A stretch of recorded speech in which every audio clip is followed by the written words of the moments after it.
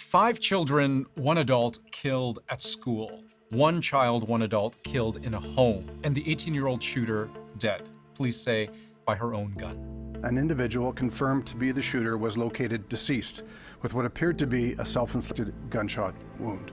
There are very few places in the entire country that have ever seen mass shooting violence like this. How? How is this possible?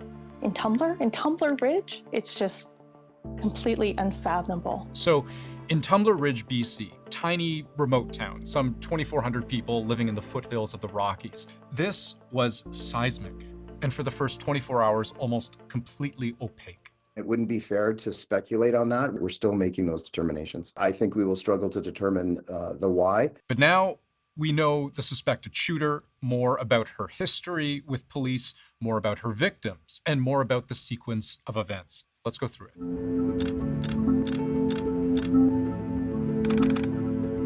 The alarm went off that I've never heard before. And our principal goes throughout the halls and she's saying, people close your doors, lock down. What we know of this story from the RCMP is that it starts at one end of town and ends at the other.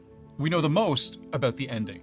That's here, Tumbler Ridge Secondary School. Student population somewhere around 160. At around 1:20 p.m. Pacific time, police get a call. RCMP received a report of an active shooter at Tumbler Ridge Secondary School. An alert goes out, describing the shooter as a female suspect in a dress with brown hair.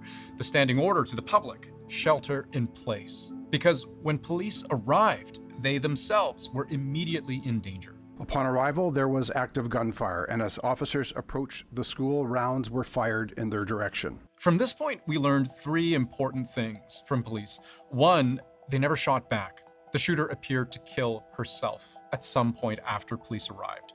2, there were casualties. More than 20 people with injuries, at least 2 of them life-threatening, and 6 people dead. 1 of them an educator at the school, the other 5 kids, some as young as 12. Most of our victims are quite young. Most were born of the students, most were born 2013 and 2012. Then the 3rd thing we learned, police also found guns, plural, a long gun and a modified pistol. Guns we would later learn the shooter may have had a license to use at one point, except at the time of the shooting, her license had already expired, at least a full year prior. I believe it was in 2024. She did not have any firearms registered to her. But I said earlier, the school, victims found in the hallway, in the library, this was the end of the story. Police say it started at some point earlier at this home right here, about a 2-kilometer drive away. This was where police would only later find 2 more bodies, those belonging to the shooter's mother and stepbrother.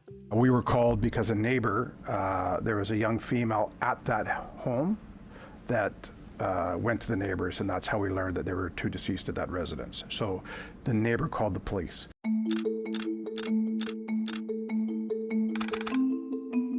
Besides the fact that the shooting rampage started in the family's home, then moved to and ended at the local high school, we know from the RCMP a few more things about the shooter. Like I said at the start, 18 years old. Her name was Jessie Van Rootselaar. Female, but apparently born as a biological male. Began transitioning about 6 years ago. Had a history of mental health issues. Police had attended that residence on multiple occasions over the past several years, dealing with concerns of mental health with respect to our suspect. I can say that on different occasions, a suspect was apprehended for assessment and follow-up. Concerns regarding mental health, self-harm. Police would even go so far as to say some of those concerns involved guns. Police have attended that residence in the past, approximately a couple of years ago, where firearms were seized under the criminal code. I can say that at a later point in time, the lawful owner of those firearms petitioned for those firearms to be returned, and they were. People will look at like guns, repeated mental health visits. This should have been a red flag. How do you process those? Well, the big question is red flagged up to a certain point, and how many red flags do you need to act? And because you have to bear in mind that the RCMP has to operate within a certain legal framework. But what police have already admitted they may struggle to figure out is, in all of this, the why. There's going to be a lot of legwork that will need to be done by investigators on the ground to try to determine whether or not there were signal, there were flags that should have been picked on and were not.